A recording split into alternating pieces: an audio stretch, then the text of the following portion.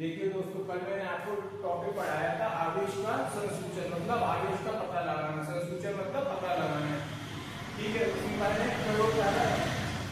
प्रयोग द्वारा आपको बताया था कि दुनिया में आवेश जैसी चीज होती है, क्योंकि आवेश होंगे तो तभी कोई क्षण आपस में एक दूसरे को या तो आकर्षित करेगी, दो क्षणें, या प्रतिकर्षित करेगी।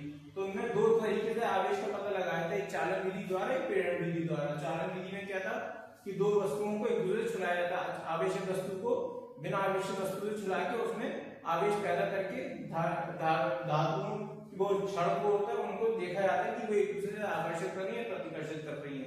और फिर प्रेरण विधि में क्या, स्पर्श नहीं कराते, उसके निकट लाते हैं, तो उसमें विपरीत धारा बहती है, तो उससे देखा जाता है कि दो चीजें आपस में एक दूसरे को आकर्षित कर रही है, प्रतिकर्षित कर रही है। तो अगर आकर्षित कर रही है, प्रतिकर्षित कर रही है, तो इसका मतलब आवेश होता है। तो वो पता लगाने के लिए वो प्रयोग थे। तो उसके दो विधि थी, चालन विधि और प्रेरण विधि। आज का टॉपिक है स्थिर वैद्युत सिद्धांत से पदार्थों के प्रकार।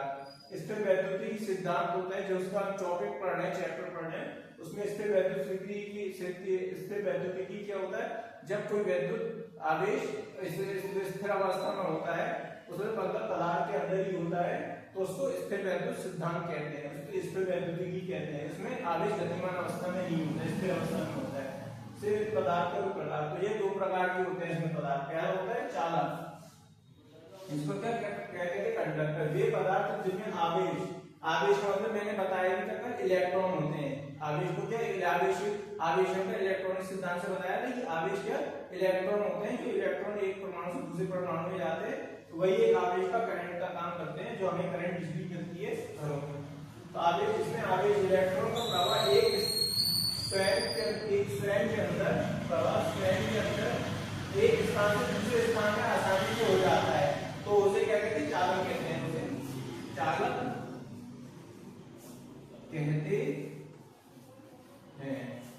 चालक कहते हैं, ठीक है। जैसे धातुएं, जितनी भी दुनिया में धातुएं सब चालक होती है, मानव व जंतु, शरीर, पृथ्वी आदि। मतलब एक जब कोई इलेक्ट्रॉन या आवेश का प्रवाह एक किसी भी पदार्थ के अंदर, स्वयं के अंदर एक स्थान से दूसरे स्थान आसानी से हस्तांतरित हो जाए, तो उसको चालक कहते हैं। इसी चालक प्रवृत्ति के कारण ही जब हम धातु वाली कोई चीज छूते हैं तो हमें बिजली का करंट लगता है, और इसी चालक प्रवृत्ति के कारण बिजली एक स्थान से दूसरे स्थान प्रभावित होती है। अगर ये चालक प्रवृत्ति नहीं होती तो दुनिया आज बिजली हमें नहीं मिल रही होती और हम अंधेरे में रह रहे होते। देखिए दोस्तों, चालक में दो प्रकार के आवेश होता है, एक होता है मुक्त आवेश और एक होता है बद्ध आवेश। इसको इंग्लिश में कहते हैं free charge and bound charge. Free charge मतलब मुक्त आवेश, और बाउंड चार्ज मतलब बंधा हुआ चार्ज। फ्री माने स्वतंत्र आवेश। देखिए, धातुओं वाले चालक में परमाणुओं की भिड़ाई कक्षा के इलेक्ट्रॉन, मैंने आपको बताया आवेश का मतलब क्या होता है, इलेक्ट्रॉन। क्या इलेक्ट्रॉन एक कक्षा से दूसरी कक्षा में, एक परमाणु से दूसरी परमाणु में जाते हैं, वही आवेश का काम करते हैं। तो जब धातुओं वाले चालक में परमाणु की भिड़ाई कक्षा के इलेक्ट्रॉन अपने परमाणु से अलग होकर चालक में मुक्त रूप से गति करते हैं, तो इन्हें मुक्त आवेश कहते हैं। बताया था मैंने, इलेक्ट्रॉनों को क्या कहते हैं, आवेश कहते हैं, मुक्त आवेश कहते हैं। इलेक्ट्रॉनों को क्या कहते हैं, मुक्त आवेश।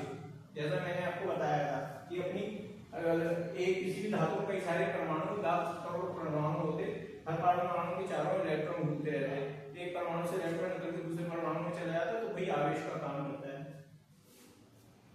अब इसमें बात पढ़ाएंगे आपको इसी में बाउंड बद्ध आवेश।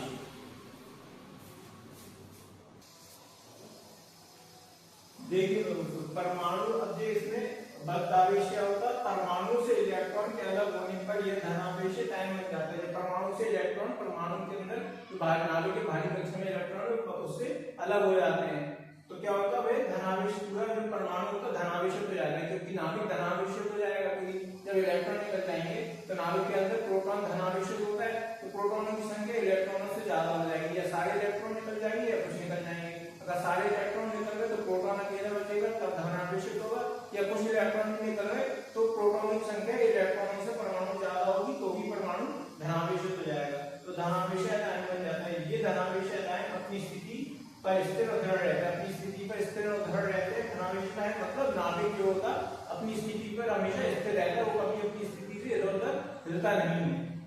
इस धनावेश मतलब नाभिक को धातुओं का बद्धावेश कहते हैं। क्या कहते हैं? धनायन में नाभिक को धातुओं के कहते हैं बद्धावेश, बाउंड चार्ज कहते हैं।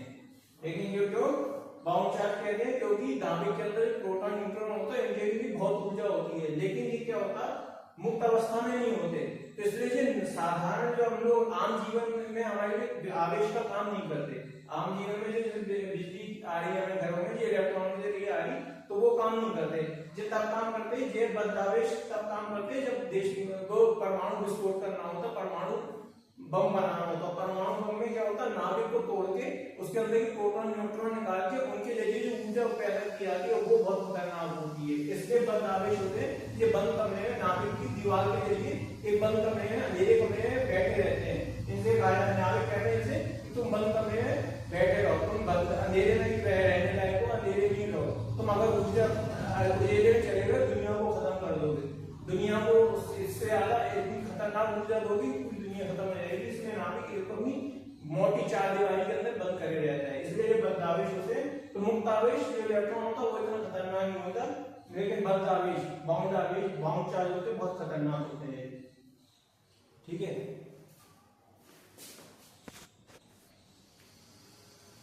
देखिए दोस्तों चालक की बात हो रही कि एक चालक के अंदर मुक्त इलेक्ट्रॉन बद्ध इलेक्ट्रॉन क्या होते हैं। तो धातु में मुक्त इलेक्ट्रॉन क्या होते हैं? जो धातु के अंदर ही गति करते हैं और परमाणु से आपस में टकराते रहते हैं, लेकिन ये परंतु धातु से मुक्त नहीं होते। लेकिन इलेक्ट्रॉन क्या होते? धातु से मुक्त नहीं होते। कोई मुक्त इलेक्ट्रॉन की बात होगी तो क्या होगा एक धातु के अंदर मुक्त रहेंगे, लेकिन धातु से बाहर नहीं आ सकते। तब तक बाहर नहीं आ सकते जब तक उनको बाहर से कोई ऊर्जा नहीं दी है। मतलब धातु के बाहर तब तक वो इलेक्ट्रॉन बाहर नहीं आएंगे, दूसरी धातु में नहीं आएंगे, तब तक कोई आवेशित धातु तो दूसरी आवेशित धातु उससे स्पर्श में नहीं है या प्रेरण द्वारा उसके निकट ना आए, तब तक उसके आवेश इलेक्ट्रॉन दूसरी धातु में नहीं जाएंगे, लेकिन अपने अंदर मुक्त अवस्था में घूमते रहेंगे। ठीक है, ये धातु मुक्त इलेक्ट्रॉन की ये परिभाषा होती है, वो अपने धातु के अंदर मुक्त अवस्था में घूमते रहते हैं।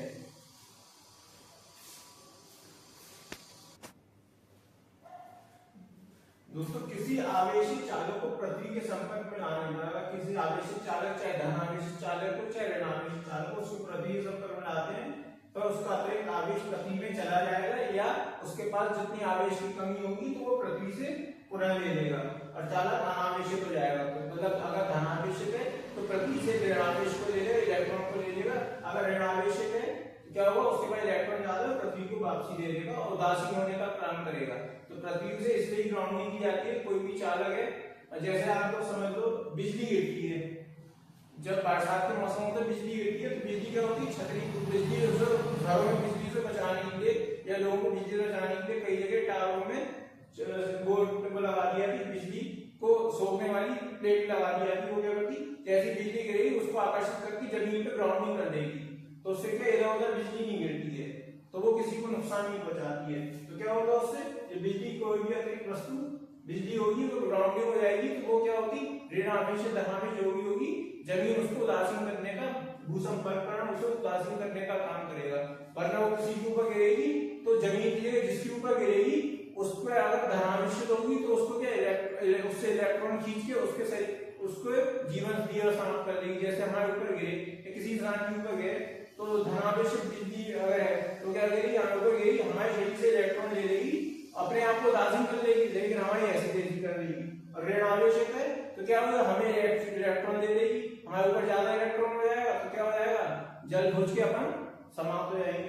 तो इसलिए अपने आप को उदासीन करने के लिए किसी को भी नुकसान कर सकती है। तो पृथ्वी भूसंपर्करण करने से वो पृथ्वी में चली जाती है और जिससे हमारी जान बच जाती है। तो इसमें क्या होता है? अगर धनावेशित है तो वो क्या होगा? पृथ्वी से ऋणावेश लेकर अपने आप को वस्तु उदासीन करने का काम करेगी। अगर ऋणावेशित है तो पृथ्वी को ज्यादा इलेक्ट्रॉन जो ज्यादा उसके पास है उसको देके अपने आप को उदासीन करने का काम करेगी।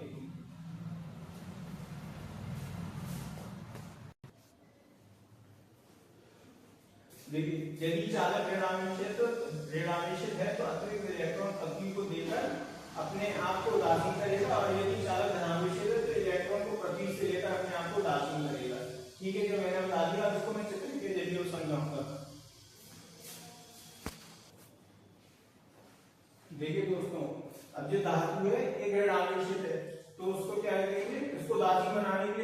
उदासीन अवस्था है, इसमें ना धनावेश है ना ऋणावेश। पहले ये जब पृथ्वी से संपर्क में नहीं आएगी तो क्या ऋणावेश थी, जैसे उसे पृथ्वी से संपर्क करेंगे तो क्या होगा, इसमें इलेक्ट्रॉन ज्यादा होंगे, वो क्या करेंगे, ये उस इलेक्ट्रॉन को पृथ्वी को दे देंगे और क्या उदासीन हो जाएगा। इसमें ना धनावेश है ना ऋणावेश है, तो क्या उदासीन अवस्था में।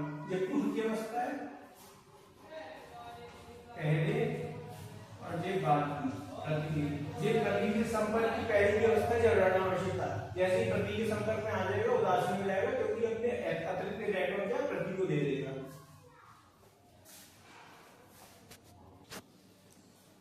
अब देखिए दोस्तों, जो पहली अवस्था है जब धातु किसी चीज के संपर्क में नहीं था, उस पे धनावेश था, धनावेश था, लेकिन इसको जैसे ही भूसंपर्कीकृत कर देंगे तो ये क्या हो जाएगा, इसमें क्या धनावेश के कारण इलेक्ट्रॉनों की कमी होगी, तो क्या ये ऋणावेश को इलेक्ट्रॉनों को पृथ्वी से ले लेगा, जैसे इलेक्ट्रॉन को पृथ्वी से लेगा तो इस पे क्या उदासीन हो जाएगा। देखिए इसमें ना प्लस चार्ज है ना माइनस चार्ज है, कब ये उदासीन होगा, क्योंकि जब इसको भूसंपर्कीकृत कर दिया, जमीन से जोड़ दिया। इसको ग्राउंडिंग भी कहते हैं, अर्थिंग भी कहते हैं, ग्राउंडिंग, इसको क्या कहते हैं ग्राउंडिंग, और कहीं कहीं जगह अर्थिंग भी कहा जाता है। जैसे अपने घर में आपने सुना होगा मिस्त्री आता है, वो कहता है अर्थिंग का तार है कि अर्थिंग का तार मतलब यही होता है, ताकि घर में कोई शॉर्ट सर्किट ना हो और कोई करंट ना लगे, कभी कोई धीरे छू ले तो वो करंट क्या होता है, इलेक्ट्रॉन जो आपके शरीर में आने थे वो क्या होता है जमीन पृथ्वी के पास चले जाएंगे तो आपको करंट मिलेगा। अर्थिंग नहीं होने से क्या होता है, इलेक्ट्रॉन आपको तार छोड़ने से आपके शरीर में जो इलेक्ट्रॉन आने थे, आपके शरीर से जो इलेक्ट्रॉन जाने थे, वो क्या होता है आपको कुछ भी शरीर को नुकसान पहुंचा सकते हैं आप। लेकिन भूसंपर्कीकृत होने से क्या होता है, जो इलेक्ट्रॉन अगर ज्यादा होंगे तो पृथ्वी ले लेगी, कम होंगे तो पृथ्वी दे देगी। तो जो इंसान करंट वाले तार को छुएगा तो उसको कोई भी हानि नहीं होगी, उसको कोई करंट नहीं लगेगा ना झटका देगा। इसलिए भूसंपर्कीकृत किए जाते हैं, भले ही घरों में नहीं होते, लेकिन नियम के मुताबिक जो होता है भूसंपर्कीकृत होने चाहिए घरों के तार। तो ये बिना भूसंपर्कीकृत अवस्था में ये उदासीन हो गए, जब भूसंपर्कीकृत अवस्था में चला गया, क्योंकि प्लस के कारण उसने इलेक्ट्रॉन ले लिए, जो उसके पास कम थे इलेक्ट्रॉन वो उसने पृथ्वी से ले लिए।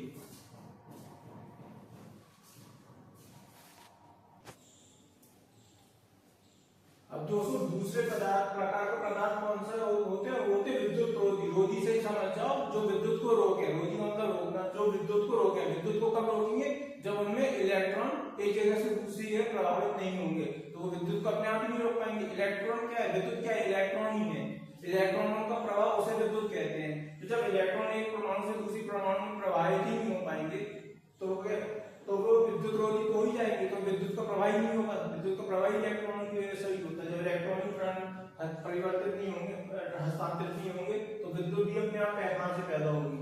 तो वे पदार्थ जिनमें आवेश मतलब इलेक्ट्रॉनों का प्रवाह स्वयं के अंदर एक स्थान से दूसरे स्थान तक नहीं होता, विद्युत रोधी कहलाते हैं, जैसे कांच, रबड़, प्लास्टिक आदि। ठीक है, इसमें क्या होता है, मुक्त इलेक्ट्रॉन नहीं होते। विद्युत रोधी जो पदार्थ होते हैं उनमें मुक्त इलेक्ट्रॉन नहीं होते। जो इलेक्ट्रॉन होते हैं मुक्त अवस्था में नहीं होते, वो परमाणु के अंदर ही रहते हैं, लेकिन मुक्त अवस्था में नहीं होते। लेकिन चालक वाले में क्या इलेक्ट्रॉन मुक्त अवस्था में होते थे, इसलिए वो विद्युत प्रवाह का कारण बनते थे। आसानी से दूसरे वस्तु के द्वारा ऊर्जा देने पर मुक्त इलेक्ट्रॉन क्या दूसरी वस्तु में चले जाते हैं। लेकिन क्योंकि इसमें विद्युत रोधी पदार्थों में इलेक्ट्रॉन मुक्त अवस्था में नहीं होते, इसलिए दूसरी वस्तु से ऊर्जा प्राप्त होने पर या किसी प्रकार का धनावेश ऋणावेश प्राप्त होने पर ये मुक्त इलेक्ट्रॉन आसानी से परमाणु के बाहर नहीं निकल, वो पदार्थ परमाणु के बाहर नहीं निकल पाते, तो मुक्त अवस्था में नहीं होने के बाद दूसरे परमाणु में ना पहुंच पाते हैं। तो जब उसमें पदार्थ के अंदर परमाणु मुक्त अवस्था में नहीं होंगे, जब उसमें परमाणु को जब पदार्थ के अंदर इलेक्ट्रॉन मुक्त अवस्था में नहीं होंगे और इलेक्ट्रॉन परमाणु के अंदर से बाहर नहीं जा पाएंगे, तो वहां परमाणु के अंदर इलेक्ट्रॉनों की कमी भी नहीं होगी। तो परमाणु को फिर क्या जरूरत पड़ेगी, दूसरे धनावेश या ऊर्जा प्राप्त धातु के संपर्क आने पर उससे इलेक्ट्रॉन लेने की, क्योंकि जब हमारे इलेक्ट्रॉन उतने ही है, हमने किसी को मुक्त अवस्था में करेली या दी है, तो हमें किसी के धनावेश या ऊर्जा वाली धातु छोड़ने पर हमें कोई उस पर फर्क भी नहीं पड़ेगा, क्योंकि हम इलेक्ट्रॉन हमारे पास पूरे हैं, तो हम किसी तरह इलेक्ट्रॉन क्यों लेंगे। इसलिए विद्युत रोधी पदार्थों में विद्युत का प्रवाह नहीं होता, क्योंकि उसमें मुक्त इलेक्ट्रॉन नहीं होते।